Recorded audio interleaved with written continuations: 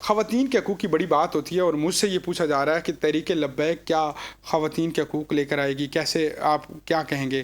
پھر ہم سے یہ پوچھا جاتا ہے کہ اکانومی کا مسئلہ بہت ملک کا بڑا مسئلہ ہے، وہ کیسے حل ہوگا؟ میں آپ کو کہتا ہوں کہ آپ ابھی سعد حسین رضوی کو جانتے ہی نہیں ہیں۔ واٹ اے لیڈر ہی از، کیا سوچ رکھتا ہے وہ۔ اللہ تبارک و تعالیٰ نے صرف ان کو چھوٹی عمر کا بنایا، 29-30 سال ان کی ایج ہے، لیکن اللہ تبارک و تعالیٰ نے ان نعمتوں سے نوازا ہے، ان کو لیڈرشپ کی ان کوالٹی سے نوازا ہے جو ان کے اندر مصنوعی نہیں پیدا کی گئی، وہ ڈے فرسٹ سے تھی۔ تحریک لبیک کے لوگ جانتے ہیں جب بابا جی حیات تھے تو تاری جماعت کو پھر بھی سعد حسین رضوی صاحب چلاتے تھے، اور آج کے نظام کی اگر میں بات کروں تو یہ اکانومی کا مسئلہ، یہ باقی XYZ مسئلے، یہ تو اقتدار میں آتے ہی حل ہو جانے ہیں۔ حضور فرمایا کرتے ہیں کہ 8% زکوٰۃ کا نظام ہے، یہ نافذ کر دو۔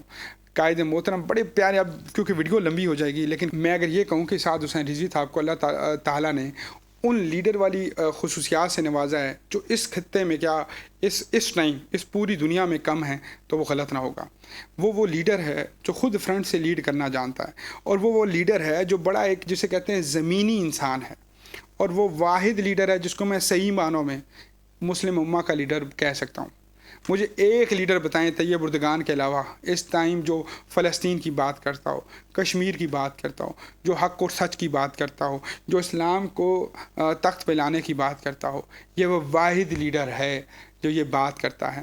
اور دیکھ لیجئے گا، میں پھر کہتا ہوں کہ میرا یہ کامل ایمان ہے، جو کریم آقا سے اتنی محبت کرتے ہوں وہ ناکام ہو ہی نہیں سکتے، اور وہ وقت آنے والا ہے کہ دین انشاءاللہ تخت نشین ہوگا۔